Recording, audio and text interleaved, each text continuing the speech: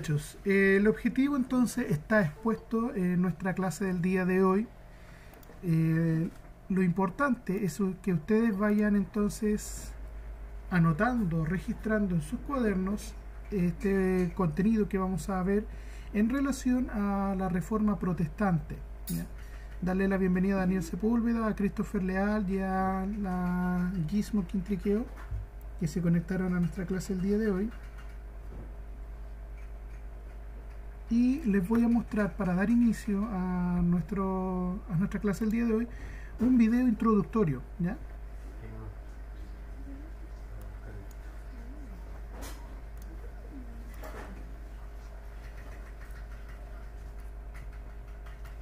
Ya.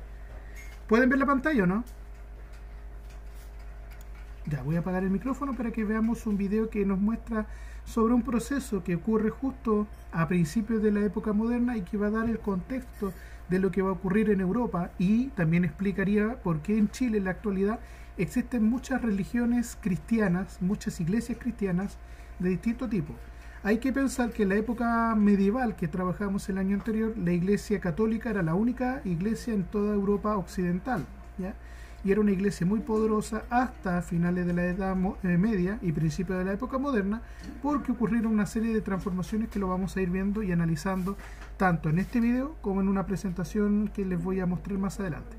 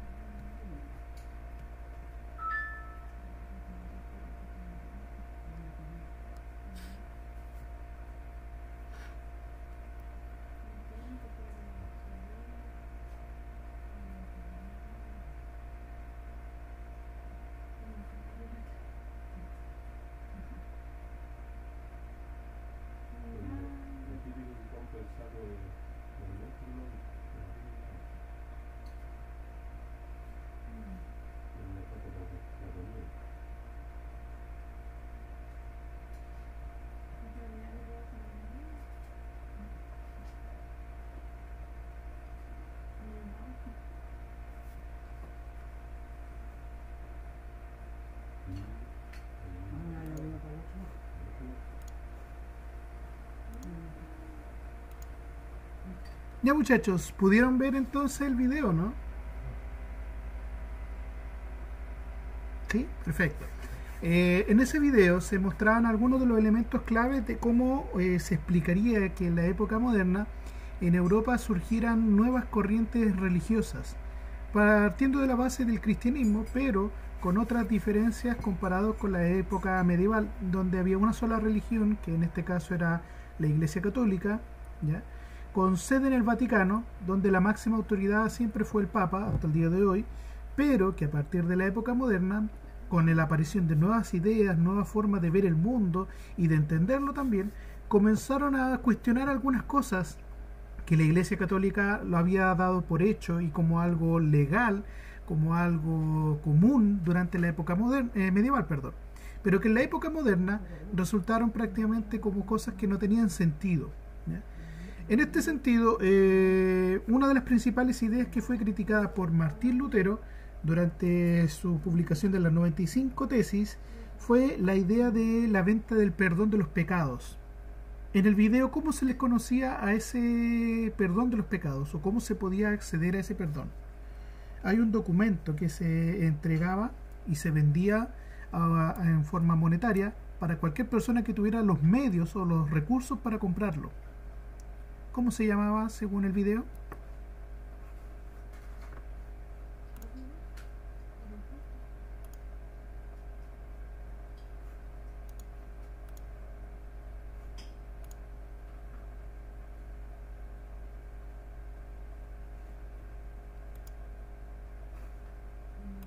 ¿Cómo se llamaba ese documento que estaba vendiendo el Vaticano para acceder al perdón de los pecados?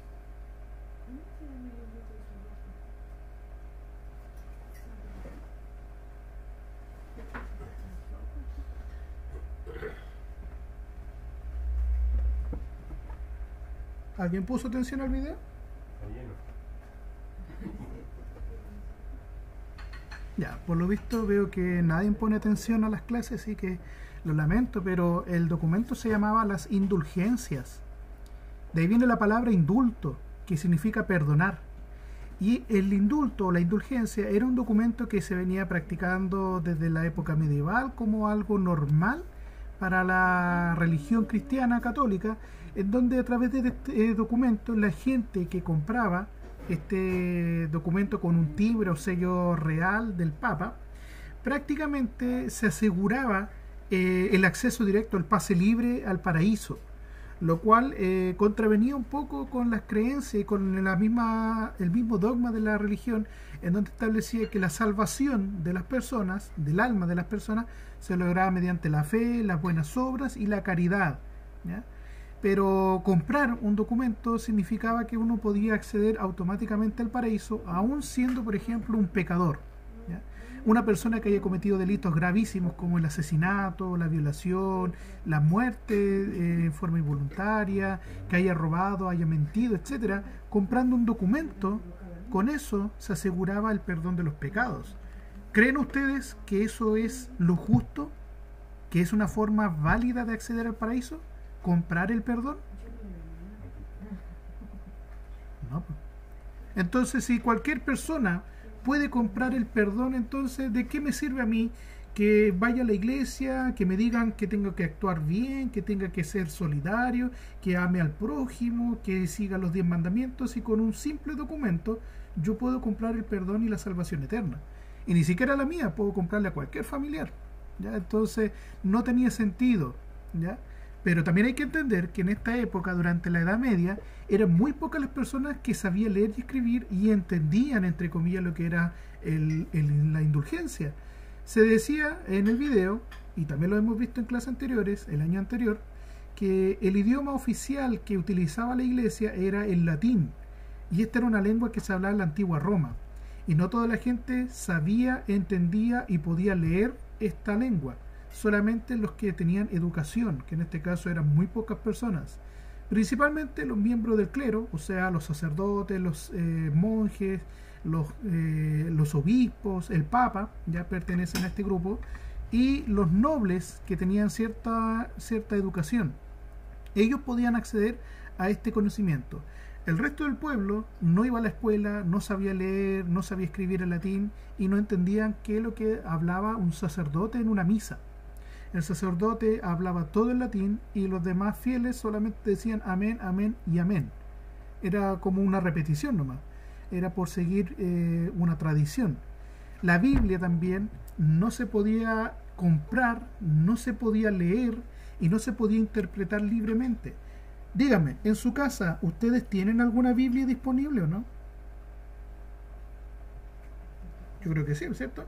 Que todos tendrán mínimo una Biblia, que ustedes mismos habrán leído alguna vez algún pasaje de la Biblia. Y si se dan cuenta, la Biblia está escrita en español, ¿cierto? Para entenderlo mejor. Pero no solamente en español, está escrito en francés, en portugués, en inglés, en alemán, en italiano. Pero eso no ocurría en la época medieval. Todas las Biblias estaban escritas en latín. Entonces, si ya de partida no entendíamos lo que era el idioma latino, menos íbamos a poder leer ese documento. Pero tampoco te permitían, si es que tú sabías leer en esa época en la lengua latín, no te dejaban interpretarlo libremente, ¿ya? Hay muchos pasajes de la Biblia, especialmente del Antiguo Testamento, en que se habla en forma de metáforas o como si fueran una especie de parábolas que hay que interpretar, ¿ya?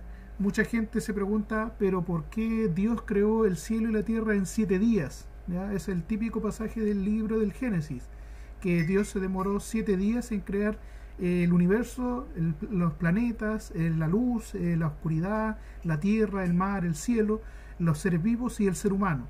Y cuando ya terminó de hacer esa obra, que para Dios sería prácticamente un instante, pero para nosotros es una eternidad, ¿ya? Es por eso que en la Biblia se dice que Dios creó el universo y todo lo que conocemos en 7 días. Pero para Él, ¿qué son 7 días? ¿Ya? Si es un ser que ha estado siempre, es omnipresente, es omnipotente, es omnisciente. O sea, va a estar desde el principio al fin, todo lo sabe y todo lo puede, ¿ya? Está en todos lados. Pero nosotros no somos así. Nosotros nacemos, crecemos, nos desarrollamos y vamos a morir. Y no vamos a vivir eternamente. Entonces para nosotros esa concepción del tiempo es bastante compleja. ¿Qué es lo que hicieron entonces en el libro del Génesis? Dijeron que en 7 días, en cada día prácticamente de la semana, Dios hizo algo. Pero ese algo puede ser para el universo miles de millones de años, ¿ya? Y en los últimos segundos del tiempo que tenía Dios, creó al ser humano hasta el día de hoy, ¿ya? Que es muy poquito lo que hemos estado en realidad en este planeta. Esas son cosas que hay que interpretar, pero que en la época medieval no se podía hacer, no se podía interpretar, sino que se tomaba literalmente como que en 7 días Dios creó el universo y al séptimo descansó. Y es por eso que teníamos el domingo para adorar y alabar a Dios, ¿ya? O el sábado para algunos. Ya, chicos, ¿pueden ver la presentación de la Reforma Protestante? Ya, ese título lo anotan en su cuaderno, Reforma Protestante. Eso es lo que vamos a ver. En el video introductorio se nos dio a comentar que esta reforma, como dice su nombre, dio un grito de protesta, en este caso, a las prácticas que estaba realizando la Iglesia Católica. Vamos a tener lo siguiente. A comienzos del siglo XVI surgió en Alemania, en este país de Europa, un movimiento religioso reformista. ¿Qué significa esto? Que tenía la idea de cambiar las cosas como se estaban haciendo hasta ese entonces. Este movimiento rechazó el dogma católico. El dogma son una serie de prácticas o creencias de una institución, como en este caso la Iglesia. Y negó en este caso también la autoridad que ejercía el Papa. Por lo tanto, para esa época, sabiendo que la Iglesia Católica era la única iglesia cristiana que había en toda Europa y que el Papa, siendo su máxima autoridad, incluso estaba por sobre los reyes, que alguien dijera, ¿sabe qué? Lo que usted dice como religión está equivocado. Lo que usted representa como autoridad no es válida, ¿ya?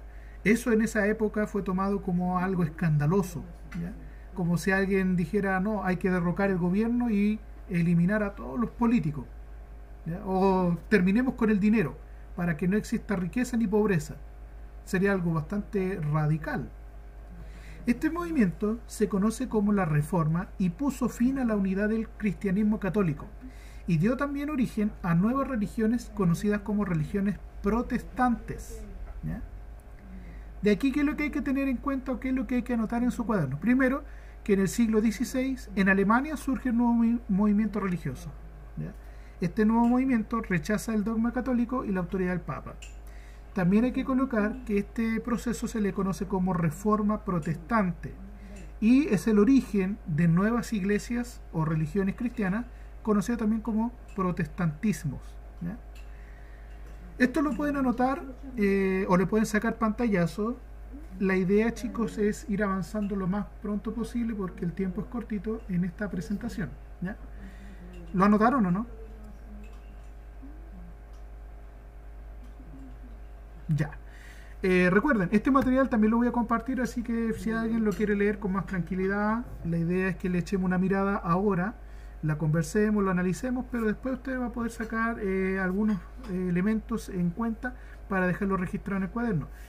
Es importante que usted tenga su cuaderno al día, que tenga el objetivo de cada clase, que tenga su carpeta con las guías desarrolladas, porque eso al final del semestre va a ser revisado y es una nota, ¿ya? Por si acaso, les digo desde ya. Pregunta, aquí aparece la primera pregunta. ¿Cómo se rompe la unidad cristiana que había hasta ese momento? ¿Qué pasó?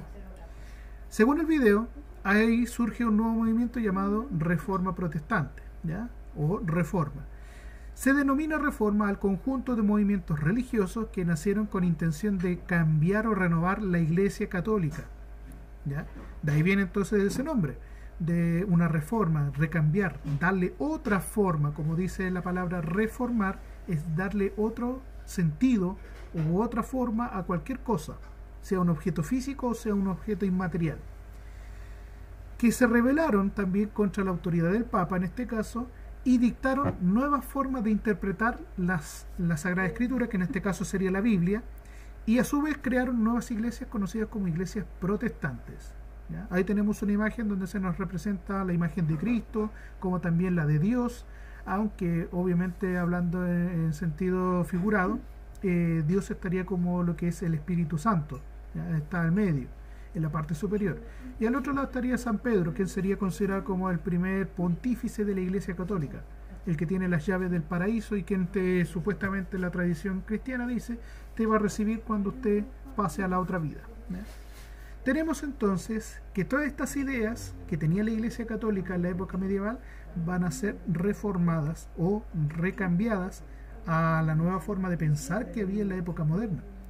Ya la gente comenzó a dejar lentamente la ignorancia, y esto se vio favorecido cuando se inventó una máquina que permitía copiar muchas cosas en grandes cantidades y a su vez adaptarlo al idioma de las personas que hablaban en cada territorio. ¿Cómo se llamaba esta máquina? Lo vimos la semana pasada.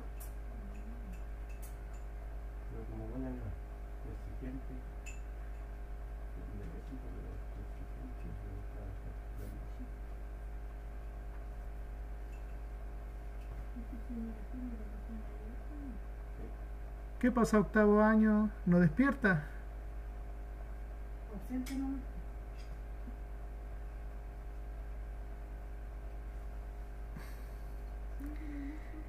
Vuelvo a preguntar, ¿cómo se llamaba la máquina que permitía difundir la cultura más rápidamente? Lo vimos la semana pasada.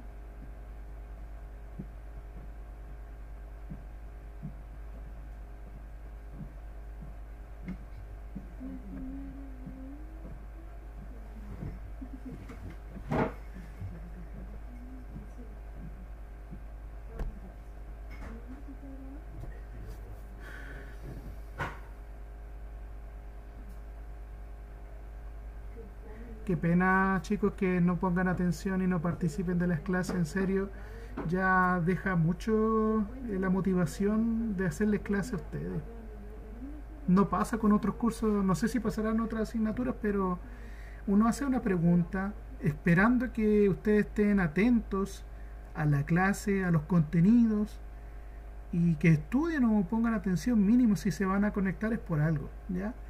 Yo le estaba haciendo una pregunta en relación a la clase pasada, visto en la semana pasada, los contenidos del día lunes, Y la semana pasada nosotros estuvimos viendo que se inventó una máquina llamada imprenta. Este mecanismo, esta máquina, permitió fabricar libros. Y el primer libro que se imprimió con esta máquina, la que inventó Johannes Gutenberg en Alemania, fue precisamente la Biblia. Y Martín Lutero, que era un monje alemán, aprovechó este invento y se dio cuenta de su potencial, algo similar a lo que hoy día serían las redes sociales, donde se puede transmitir información. Pero en esa época lo hizo a través de Biblias impresas y escritas en alemán, no en latín.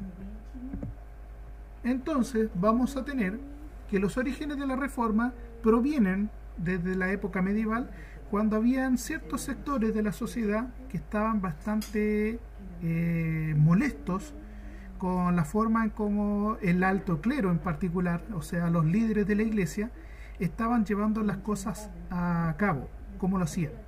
Según el dogma de la Iglesia Católica, la salvación se obtenía por la fe, las buenas obras, la caridad y a través de las limosnas, por así decirlo, cuando uno da donaciones a la iglesia. Pero no siempre los miembros de la iglesia que no trabajaban, no pagaban impuestos y más encima podían recibir ciertos beneficios de la época, se aprovechaban de ese poder económico y de la creencia de la gente para obtener beneficios personales. No todos los sacerdotes, no todos los monjes eran así. Solamente los miembros de la iglesia en la parte de autoridad tenían esos privilegios. Ejemplo, los obispos, los cardenales o el papa, que prácticamente vivían como si fueran reyes, príncipes. En vez de vivir en un convento, en una iglesia pobre, vivían en grandes palacios lujosos, ¿ya? Sin trabajarle un día a nadie y tampoco siendo reyes, tenían casi el mismo poder o incluso más que algunos reyes de Europa. Todo esto generó obviamente una molestia. Las altas jerarquías eclesiásticas vivían en el lujo y la riqueza exagerado. El clero tenía una escasa formación, pese a que ellos sabían leer y escribir en latín, no siempre tenían idea de lo que estaban leyendo o de lo que estaban estudiando, porque no les daban una formación completa. Los cargos eclesiásticos en algunos casos se podían comprar, y eso también afectaba la vocación religiosa.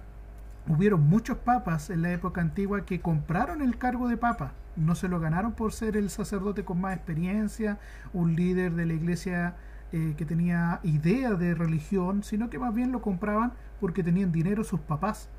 Y para que su hijo tuviera influencia en la sociedad, trataban de acceder a ese cargo político dentro de la iglesia católica, como era el ser el sumo pontífice, el papa, ¿ya?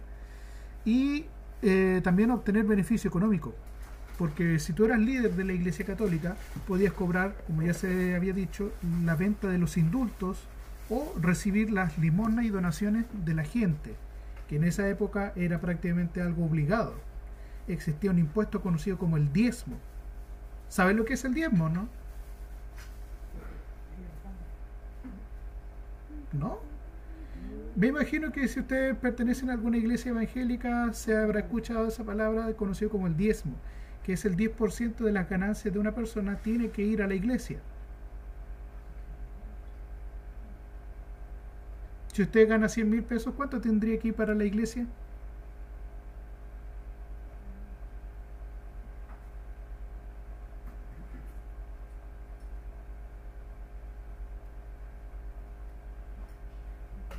Exacto, como 10.000 pesos. Es harto, ¿cierto?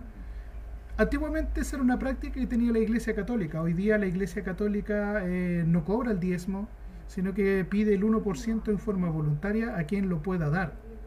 Pero hoy día las iglesias evangélicas en Chile sí mantienen esa práctica del diezmo, pero no tan exagerado de cobrar el 10% de lo que uno gana, ¿ya?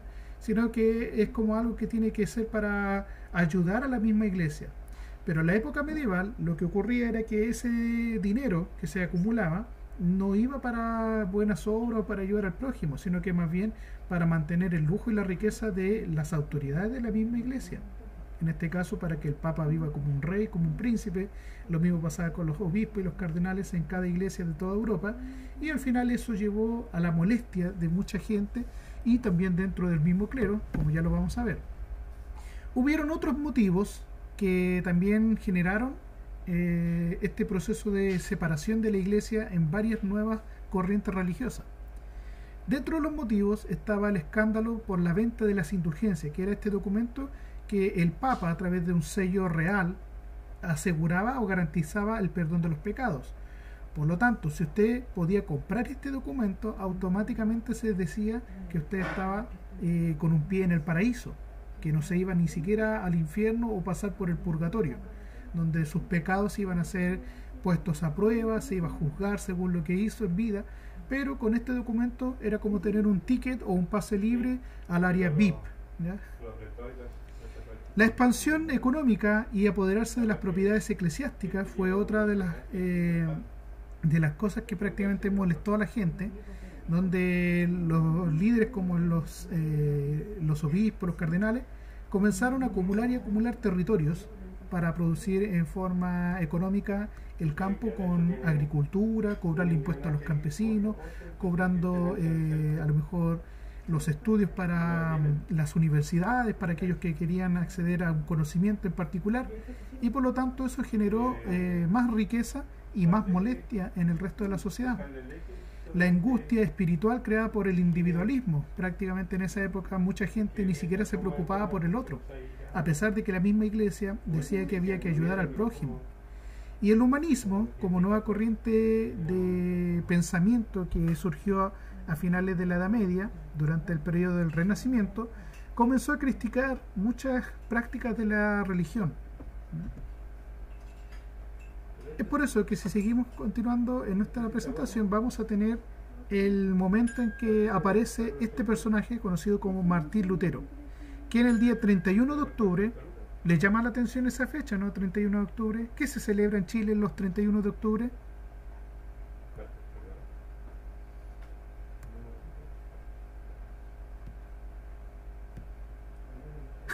No, parece que lamentablemente estamos perdidos totalmente.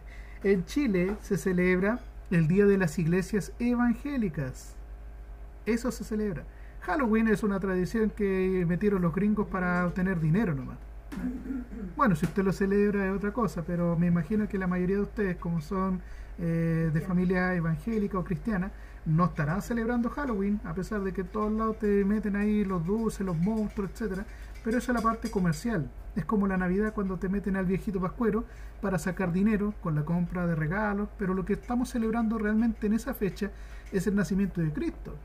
En este caso, el día 31 de octubre justo se toma como el día esencial para las iglesias protestantes o evangélicas, en el caso de Chile, porque Martín Lutero protestó contra la Iglesia Católica.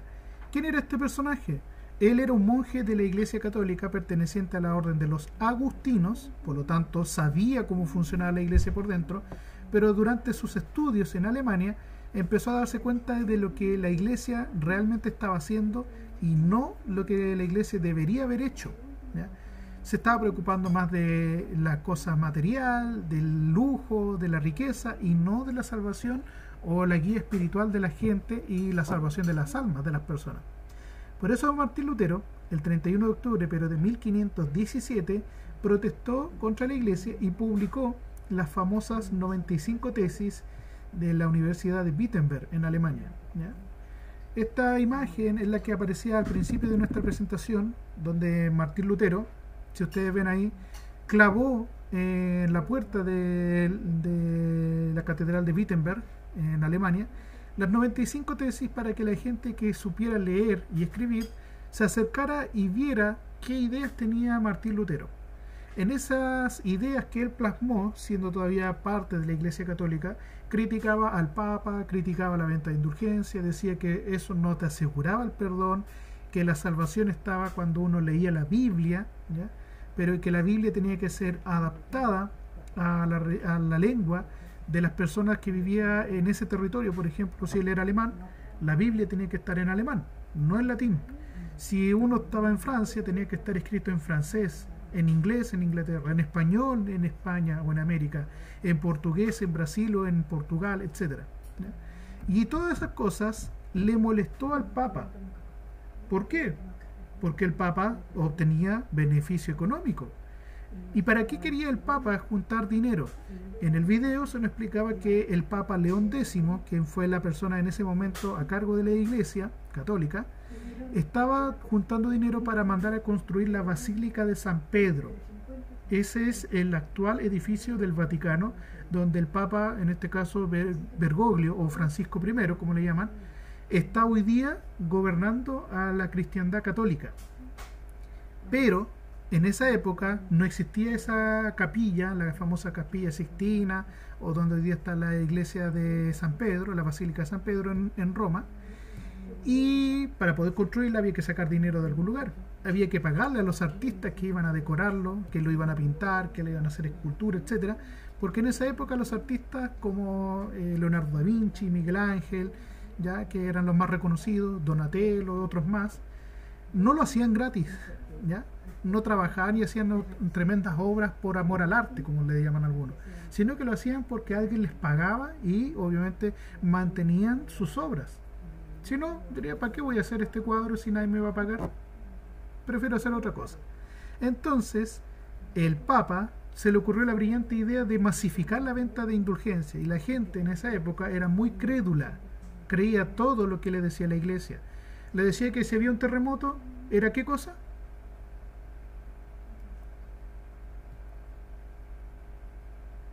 Si había una plaga, si había una enfermedad, una tormenta, ¿qué significaba eso?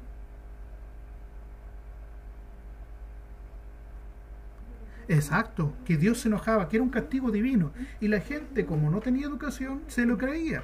Hoy día todos sabemos que si hay coronavirus es porque hay un virus dando vuelta, una enfermedad, y no es una plaga o algo que Dios nos haya mandado porque está enojado o porque somos pecadores. No tiene nada que ver eso.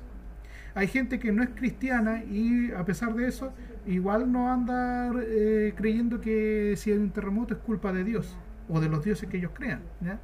Sino que es producto del movimiento de las placas tectónicas. Si viene una tormenta es porque en la atmósfera hay condiciones climáticas severas, hay cambios de temperatura bruscos, se aumenta la electricidad estática y se producen los rayos, los truenos, los relámpagos, o si cae mucha lluvia es porque hay demasiada humedad en la atmósfera y no porque Dios quiera mandarle un diluvio, etcétera, ¿ya? Entonces, en esa época la gente se lo creía todo, pero la gente que era estudiosa, como en este caso Lutero, se dio cuenta de que no era así la situación. ¿Qué puso Martín Lutero dentro de los principales puntos que hay que destacar? Martín Lutero estableció que la salvación se logra solo con la fe, ¿ya? Eso quiere decir que si usted cree en Cristo y en Dios, con eso usted está salvado. Ni siquiera por ser buena persona o hacer cosas buenas, y menos comprar obviamente el perdón a través de la indulgencia. Eso no te asegura la salvación. Solamente creer en Cristo. Si una persona no cree en Jesús o en Dios, no está salvado, aunque sea un pecador, ¿ya? Cada persona puede interpretar libremente la Biblia. Para eso hay que saber leer y escribir, y no hay obligación de aceptar la interpretación que dice la iglesia. Eso quiere decir que si yo voy a misa y escucho que el sacerdote, el cura o el pastor habla que Dios se va a enojar, que Dios nos castiga, que Dios nos está mirando y nos va a juzgar en algún momento, eso es lo que él interpreta en su prédica. Pero si yo leo la Biblia en mi casa y después digo, ¿y de dónde sacó esa idea el sacerdote, el cura, el pastor? Yo leí otra cosa. Eso es para mí lo legal o lo real, ¿ya? Lo que cada uno interpreta de la Biblia. La única fuente de verdad son los textos sagrados, o sea, el Antiguo y el Nuevo Testamento, por lo que niega el dogma católico. ¿Qué significa esto? El dogma católico indica que, por ejemplo, más adelante se va a ver que los santos incluso son adorados como si fueran personas poderosas, ¿ya? La figura de la Virgen María, por ejemplo, es importante para los católicos, pero no para los evangélicos o para otras ramas del cristianismo. El bautismo y la Eucaristía son los únicos dos sacramentos verdaderos. ¿Qué son los sacramentos? Los sacramentos son algunas de las acciones que cualquier creyente que es cristiano realiza para, entre comillas, pertenecer al pueblo de Dios, como se conoce, ¿ya? El bautismo es cuando una persona se deja marcada simbólicamente como miembro de la religión o la creencia en Dios. Y este sacramento lo toman como válido porque Jesús, cuando él vivió, ya siendo adulto, se bautizó. ¿quién fue el que bautizó a Jesucristo?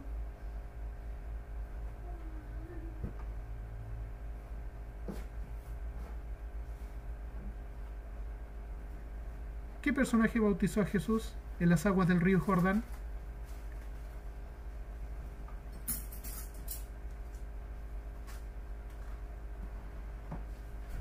No, no fue José. José era su padre, adoptivo. Era un primo de él, que tenía la labor de bautizar a las personas. Juan Bautista, muy bien, perfecto, Juan.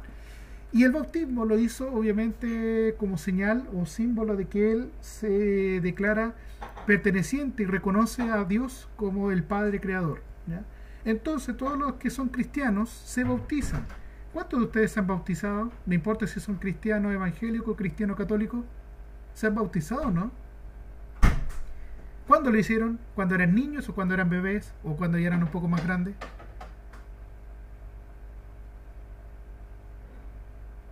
De bebés, ¿cierto? Otros cuando ya tenían edad y sabían de qué se trataba. ¿Y cómo se hace el bautizo? El bautizo generalmente se utiliza el agua porque el agua es considerado como un elemento purificador, ¿ya? Que limpia, en este caso limpia el pecado. Por lo tanto, la gente que acepta el bautismo cristiano pasa a ser miembro de la iglesia y del reino de Cristo y de Dios. Por lo tanto, son considerados hijos de Dios. Los que no son bautizados ya son considerados como herejes o infieles. En el caso contrario, si los padres eran bautizados y un niño, antes incluso de desarrollarse, murió joven, pero sus padres eran cristianos, automáticamente el niño se va al paraíso, porque estaba libre de todo pecado. El bautismo lo que hace es reconocernos y librarnos del pecado. El otro sacramento es la Eucaristía, que es cuando Jesucristo en sus últimos días, generalmente nosotros lo celebramos en Semana Santa. El día Jueves Santo, la última cena, como se le conoce, Jesús simbólicamente, junto con todos sus discípulos, estando reunidos, le dijo en sus últimos momentos: este es el cuerpo y mi sangre, y el que decida comer de este cuerpo y beber de mi sangre va a tener vida eterna. Pero eso simbólicamente, no es que se vayan a comer a Cristo y se lo devoren como si fueran caníbales, ¿ya? Sino que utilizó el vino, que en esa época era un licor, pero que más que para embriagarse, era lo más seguro para beber, ya que el agua en esa época no era potable. Lo utilizó además por el color, que muy parecía a la sangre humana, el color del vino, el vino tinto. Lo utilizó como símbolo para representar su sangre. Entonces le repartió el cáliz o la copa, donde todos los discípulos bebieron de ese vino simbólicamente y aceptaron la sangre que recorría el cuerpo de Cristo. Y el pan, ¿ya?, o la hostia que se da hoy día en la Iglesia Católica, sería prácticamente el cuerpo. Nosotros nos alimentamos de eso, pero es simbólicamente, ¿ya? Esos son los únicos dos sacramentos verdaderos según Lutero. La Iglesia Católica tiene más sacramentos. Está el bautismo, obviamente, está la confirmación, está la confesión, está el matrimonio, la Eucaristía, ¿ya?, está la extrema unción, que son prácticamente otros procesos que tienen que realizar los que son creyentes católicos. Pero para Martín Lutero solamente habían dos: bautismo y Eucaristía, porque Jesús nunca se casó. Por lo tanto, el matrimonio no es un sacramento que sea válido para Martín Lutero. Sí el bautismo y sí la Eucaristía. Jesús no se confesó con nadie. Por lo tanto, la confesión para los protestantes no es un sacramento verdadero, ¿ya? El papado no es una institución creada por Cristo. Jesús nunca dijo: ya, tú, Simón Pedro, vas a ser el primer papa. No, eso fue creado por los romanos, cuando aceptaron la iglesia cristiana como una religión oficial durante el Imperio Romano. Después, los líderes de la iglesia cristiana católica comenzaron a ser conocidos como el papa, ¿ya?, o el padre. Y por lo tanto, esta persona era considerada también el vicario de Cristo, o sea, quien representaba a Jesús en la tierra y trataba de expandir su enseñanza y su palabra.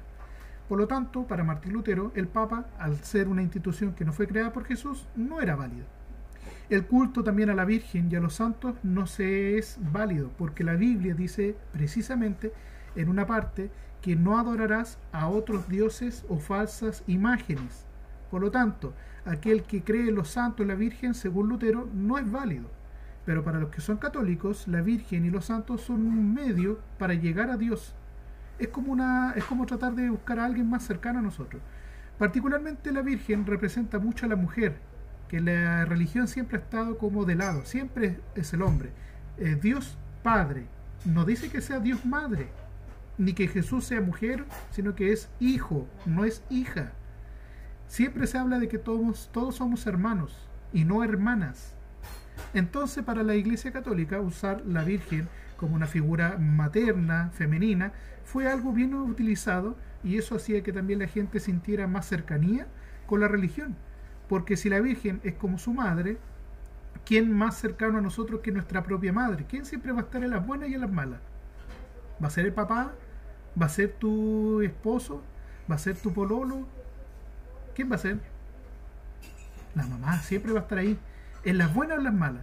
Y los santos son más bien utilizados por la Iglesia Católica como miembros o personas que trataron de seguir el camino de Cristo. No son perfectos, son seres humanos, pecadores como todos nosotros, pero trataron de seguir la enseñanza de Cristo. Por ejemplo, si había que vivir la pobreza, lo hacían. Si había que dar la vida por alguien, lo hacían. Si había que ayudar al prójimo, lo hacían, ¿ya? Por eso son considerados santos, personas que están envueltas por el Espíritu Santo, que en este caso sería Dios. Pero no son personas. Y mucha gente adora más a los santos que incluso a Jesús, ¿ya? Yo no sé si ustedes han escuchado que para el 20 de enero se celebra San Sebastián, especialmente acá en Puerto Saavedra, en la costa. En otras partes como en Lonquimay o en Yumbel. No sé si alguno de ustedes habrá escuchado para esa fecha, ¿cierto? Ya, para los evangélicos o protestantes, ese santo no tiene ninguna importancia porque es su nombre nomás. No es Jesús, no es Dios. Lo importante es adorar a Dios y a Jesucristo, que es su Hijo, nada más. Y por último, según Lutero, el purgatorio no existe. ¿Qué es el purgatorio?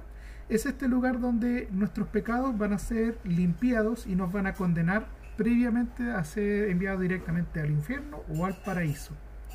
Por lo tanto, si no existe el purgatorio, las indulgencias no sirven para perdonar los pecados, ya que no tienen ninguna validez. Eso decía Lutero. Hasta el momento se entiende más o menos qué es lo que había hecho Lutero en esa época. Cambió harto, ¿cierto? ¿Qué pensaba la gente? Que había que donar dinero, que había que comprar la indulgencia, que había que ser buena gente y que más encima había que rezarle a todos los santos y la Virgen en la época medieval, porque si no me iba a ir al infierno. La gente estaba tan asustada con irse al infierno que esa fue prácticamente la forma de ver el mundo durante toda la época medieval. Pero como la gente no tenía educación, se lo creía todo. Pero comenzó el humanismo y comenzó a circular más ideas moderna, en donde el ser humano ahora era más importante que Dios. Por eso pasamos de una visión teocentrista, todo giraba en torno a Dios y la religión, a una antropocentrista, en donde ahora el ser humano es lo más importante, pero sin desconocer que Dios está en otro plano superior a nosotros. Pero en la época moderna había que pensar más en uno mismo. Luego de eso surgieron nuevas corrientes protestantes. Martín Lutero fue el primero en dar un puntapié inicial al movimiento de separación de la Iglesia Católica. Y la iglesia que surgió a raíz de lo que hizo Martín Lutero se va a conocer como la Iglesia Luterana. Martín Lutero después dejó de ser un monje agustino y se convirtió en el líder de una nueva iglesia que fue apoyada por los príncipes de Alemania. Pero no fue la única. Surgió, por ejemplo, en Ginebra, en los Países Bajos, conocida como Holanda, Bélgica, en Francia y en algunas islas de Inglaterra, una corriente conocida como el calvinismo. El fundador fue obviamente Juan Calvino y defendía una idea importante que a Martín Lutero no se le ocurrió, pero a este caballero sí. A este caballero se le ocurrió la idea de la predestinación de las almas. ¿Qué significaba esto? Que antes de nacer una persona ya estaba condenada a la salvación o al infierno, pero nadie sabía quién está destinado al paraíso.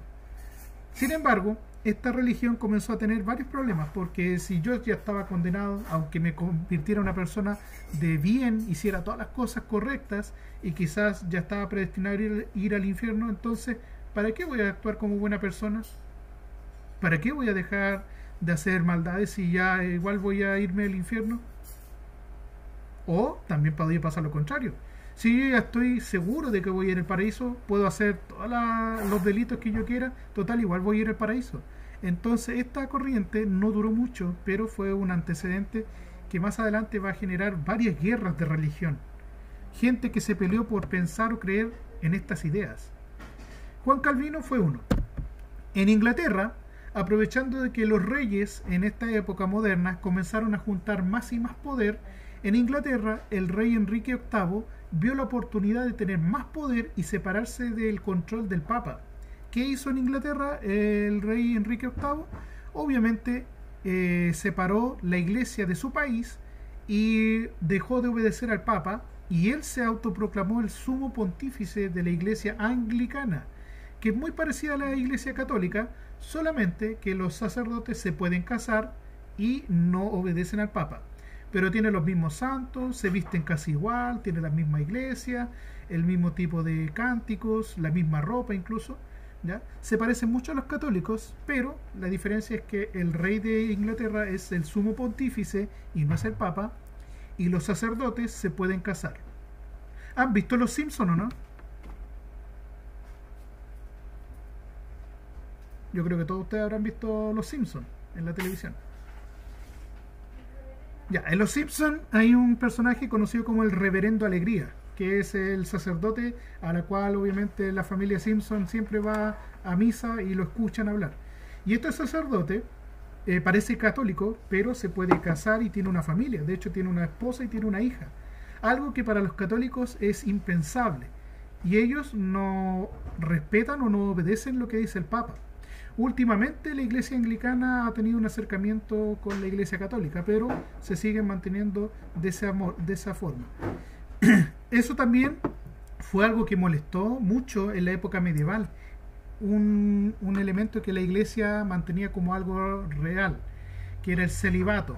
El celibato era un voto de castidad. Significa que un sacerdote, al aceptar la religión y jurar el celibato, ¿ya?, significaba que no se podía casar ni tener hijos, ¿ya?, no podía formar una familia. Y eso a la larga provocó que muchas veces los mismos sacerdotes incumplieran a escondidas o bien a ojo público esta norma conocida como el celibato, la castidad, donde los sacerdotes no podían tener hijos, no podían tener familia, no podían tener relaciones amorosas, ¿ya?, ni relaciones sexuales, nada de ese tipo, porque tenían que demostrar a la gente que eran personas santas, que eran limpias, que eran ejemplo a seguir. Y hoy día ustedes verán en la televisión, en la sociedad, que muchas veces ocurren delitos donde hay sacerdotes metidos en cosas que no deberían ocurrir, como por ejemplo el abuso de menores, la acumulación de dinero, el tener hijos o familias, etcétera. Pero es porque la iglesia implementó esta idea de que los sacerdotes y las monjas tienen que mantenerse puros del pecado. Según ellos, el pecado original fue cuando Adán y Eva se dieron cuenta de que estaban desnudos, etcétera, y fueron expulsados del paraíso. Pero eso no es el pecado original. El pecado original es saber más, ¿ya? Eso hay que interpretarlo. La manzana del árbol del conocimiento es exactamente eso, conocimiento. Dios dejó eso para que el hombre lo alcanzara, pero el hombre, al darse cuenta de que era capaz de alcanzar a Dios, se tentó a superar a Dios, y es ahí donde se cometió el pecado original, ¿ya? No es porque estuviéramos desnudos, no diéramos cuenta de que somos pecadores o somos personas impuras, no, era otra cosa. Entonces Jesús, como tradicionalmente se nos cuenta en la Biblia, él no se casó, no tuvo hijos, no tuvo una pareja, ¿ya? Se trataba de seguir el ejemplo. Pero, ¿quién me dice si realmente Jesús no tuvo alguna vez una familia? No tuvo hijos, no tuvo una mujer, un amante, una esposa. Porque si él fue hijo de Dios, hecho hombre, como hombre, también tendría que haber sentido amor. También tendría que haber sentido atracción hacia alguna persona, ¿o no?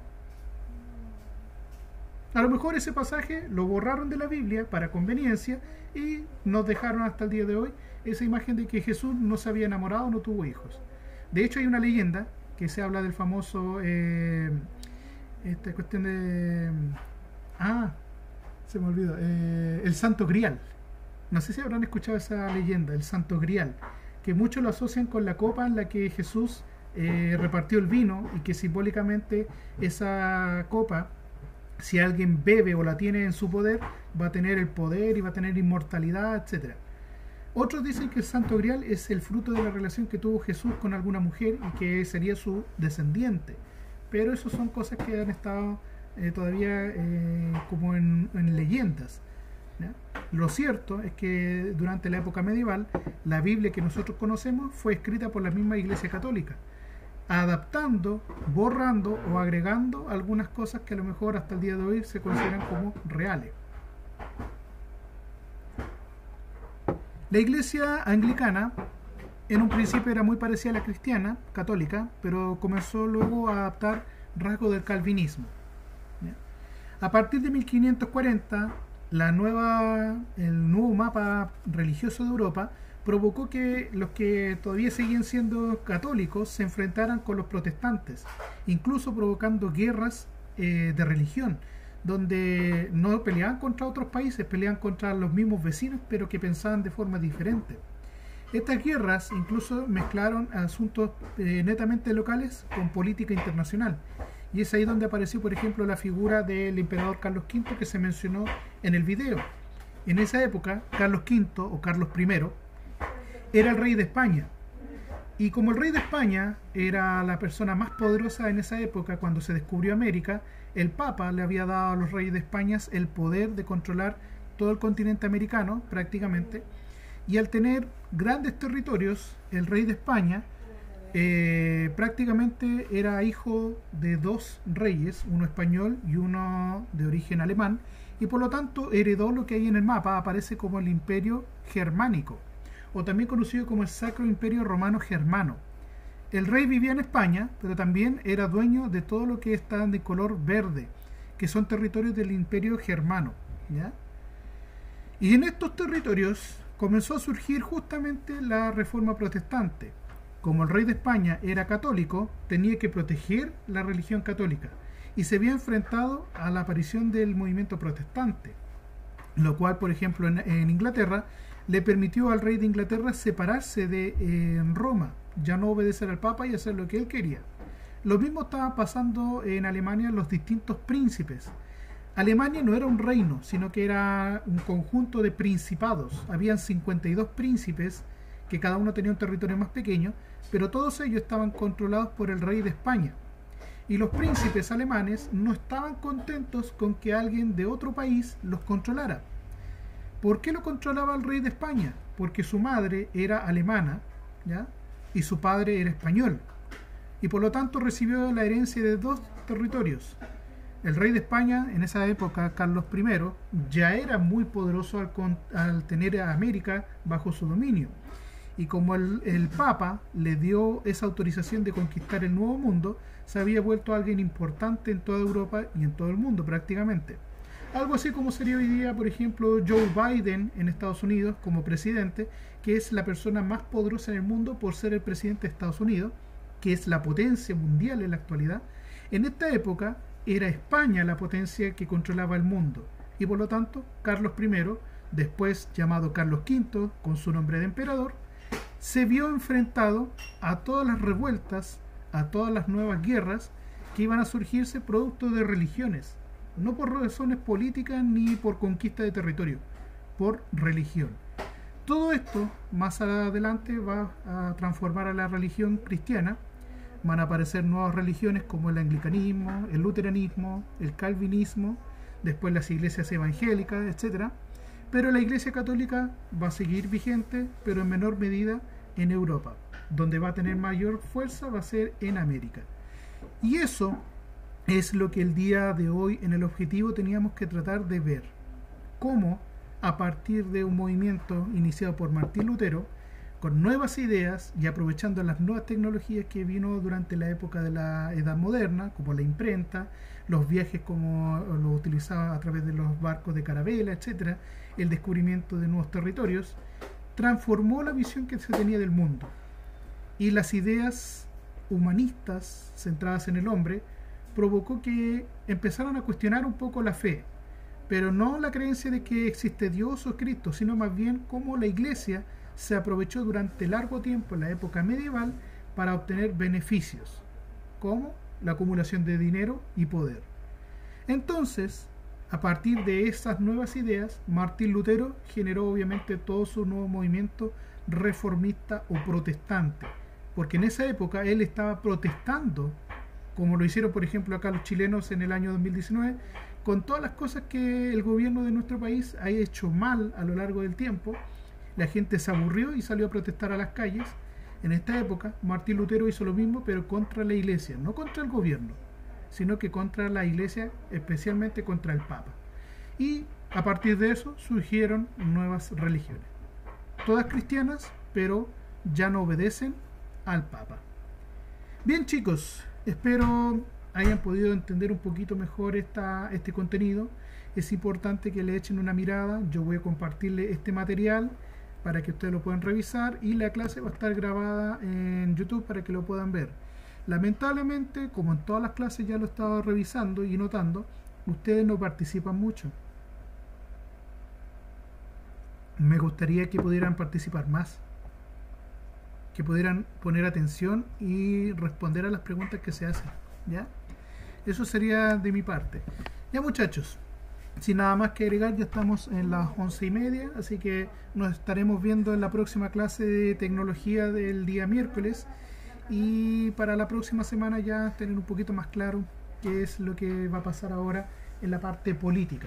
Ya vimos la parte técnica, el cambio de la Edad Media a la Edad Moderna, el desarrollo de nuevas tecnologías y la difusión del pensamiento, de las ideas. Ahora estamos viendo cómo cambió la religión, y en la próxima semana vamos a ver cómo se consolida el poder político en Europa. Ya, muchachos, nos estamos viendo, que estén bien, se cuidan.